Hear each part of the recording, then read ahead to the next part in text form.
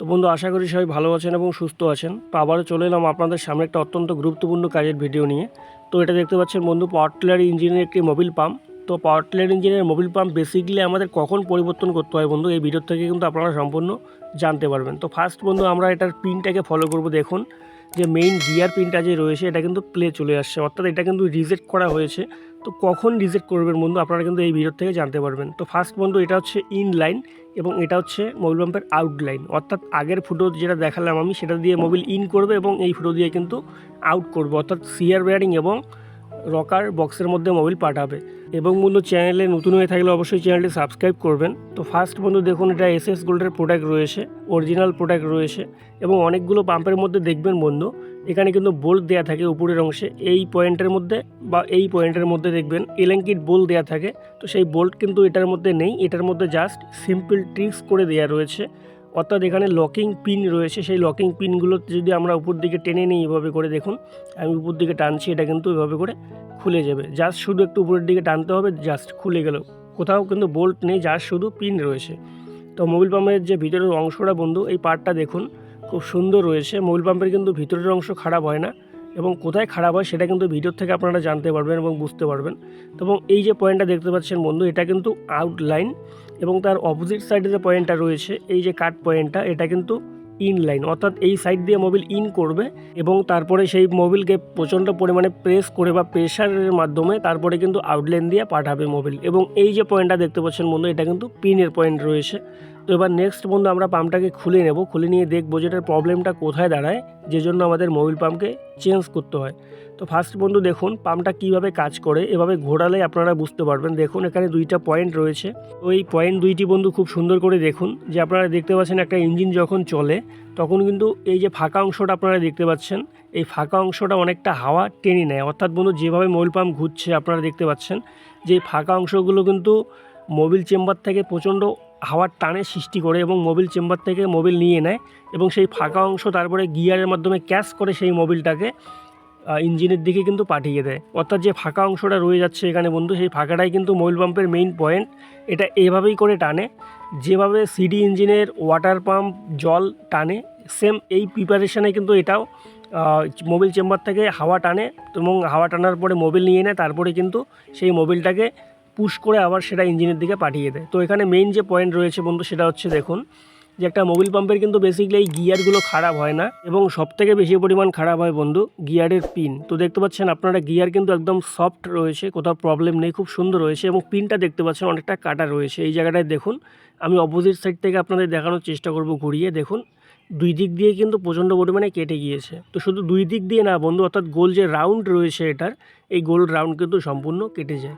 এটা কাটার উদ্দেশ্য একটাই বন্ধু, একটা ইঞ্জিনের যদি ব্যালেন্স ওয়েটের বেয়ারিং প্লে আসে তাহলে সেম তাড়াতাড়ির মধ্যে কিন্তু এই প্রবলেমটা চলে আসবে আপনার মোবিল পাম্পের এই পিনের মধ্যে। কেননা বন্ধু এই জায়গাটা যদি প্লে থাকে, ধরুন আপনার ব্যালেন্স ওয়েটের মধ্যে প্রচণ্ড প্লে আসছে, তাহলে কিন্তু মোবিল পাম্প খুব তাড়াতাড়ির মধ্যে খারাপ হয়ে যাবে। তো আপনারা এই জায়গাটায় দেখলে বুঝতে পারবেন বন্ধু যে দেখুন অনেকটা কিন্তু কেটে গিয়েছে, অর্থাৎ এত পরিমাণ কেটে গিয়েছে এটা কিন্তু সঠিক মোবিল পাম্প করতে পারবে না। অর্থাৎ যদি পাম্প সঠিক করে তাহলে কিন্তু ইঞ্জিনে সাপ্লাই করতে পারবে না।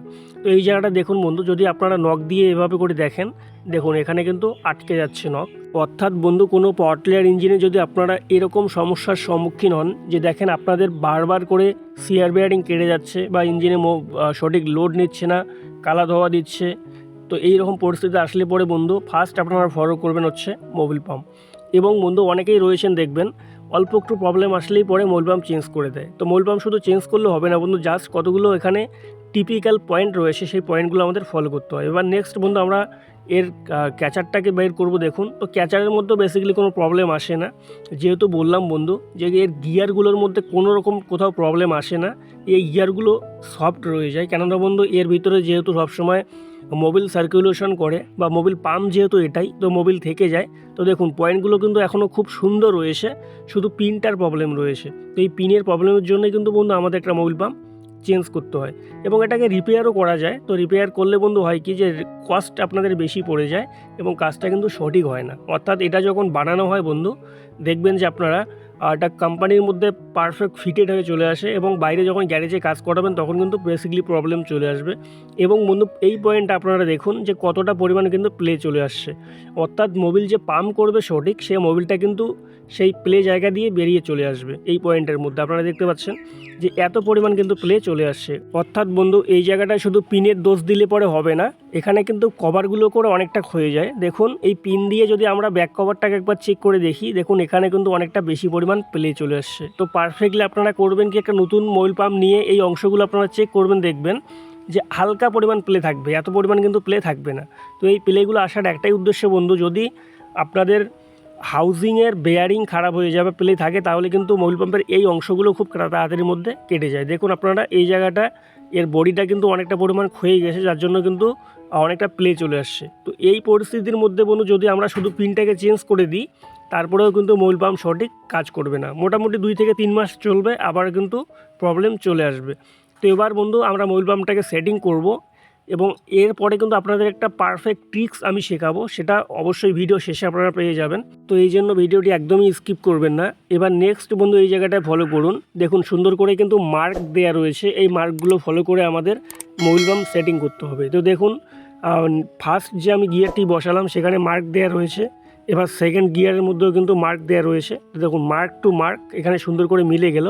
এবার বন্ধু আমরা এটাকে ঘুরিয়ে নিয়ে দেখুন কত সুন্দর কাজ করছে, অর্থাৎ এর গিয়ারগুলি একদম সফট রয়েছে, কোথাও প্রবলেম নেই। তো প্রবলেম রয়েছে বন্ধু জাস্ট পিনের মধ্যে।